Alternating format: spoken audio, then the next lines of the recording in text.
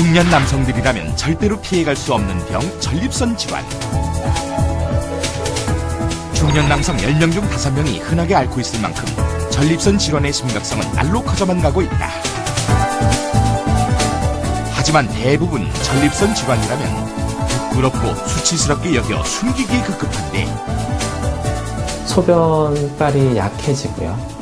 그리고 잔뇨감이 들고, 이 골반 쪽 아랫도리가 어딘가 좀 평소와 다른 좀 불편한 느낌이라든지 이상 감각, 통증이 있는 것도 이제 전립선 질환의 대표적인 증세라 볼 수 있습니다. 부끄러움이 키우는 전립선 질환에 대해 그 모든 것을 알아보는 시간. 전립선 질환 완전 정보. 지금부터 함께 알아보자.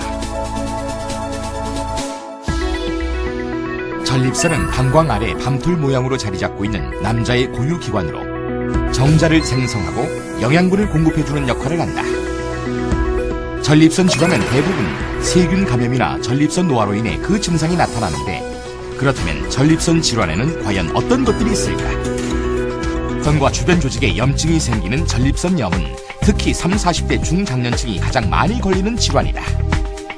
전립선에 염증, 세균들이 침투를 하는 건데, 주로 이제 소변이 요도 내에서 전립선으로 역류를 해서 이제 감염되는 경우가 많고, 또 면역력이 떨어질 때 자체 몸 안에 존재하고 있던 균들이 이제 기회 감염을 일으켜서 유발하는 경우가 많습니다. 1시간에 2~3번씩 화장실 가게 됐고요. 또 칼로 찌르는 것처럼 심한 통증이 있었습니다. 만성 피로처럼 항상 피곤해서 조금 많은 스트레스까지 좀 받게 됐습니다.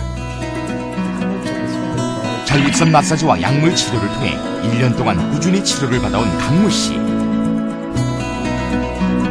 증상도 증상이었지만 그가 가장 힘들었던 점은 부끄러움과 수치심이었다. 통증이 아무래도 있다 보니까 사실 병원을 찾아야 된다는 생각을 했었는데, 좀 창피하고 수치감이 있었기 때문에 병원을 찾지 않았던 것 같습니다. 이처럼 전립선염은 배뇨장애와 통증을 유발하고 그 증상에 따라 발기부전, 조루 증상 등 성기능 장애로도 이어질 수 있는데, 잦은 음주와 흡연, 과도한 스트레스가 가장 큰 원인으로 꼽히고 있어 특히 직장인 30, 40대 남성들은 검사를 꼭 받아봐야 한다. 많은 남성들이 쉬쉬하며 숨기기 급급한 전립선 질환. 그 때문인지 전립선에 대한 다양한 속설들이 존재하는데, 첫 번째, 자전거를 타면 전립선 건강에 해롭다? 정답은 O! 자전거 안장이 이 회음부를 눌리게 되는 구조라 볼 수 있습니다.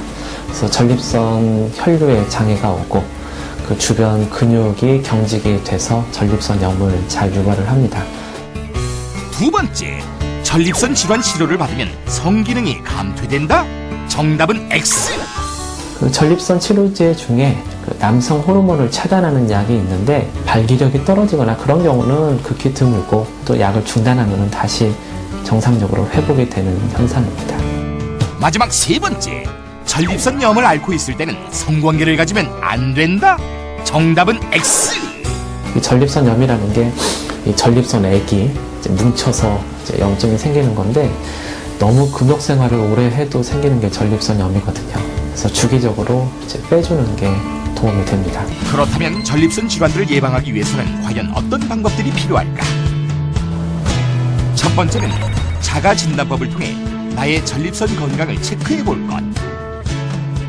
먼저 배뇨 후에도 잔뇨감을 느낄 경우, 소변을 본 후 2시간 이내에 다시 화장실을 가는 경우, 수면 중 소변을 보기 위해 자주 일어날 경우, 또한 소변을 볼 때 극심한 통증을 느끼는 경우는 전립선 질환을 의심해봐야 한다.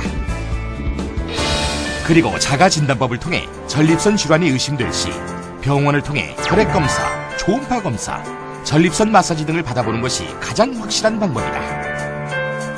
마지막으로 전문의들이 이야기하는 가장 정확한 실생활 예방법은 과연 무엇일까?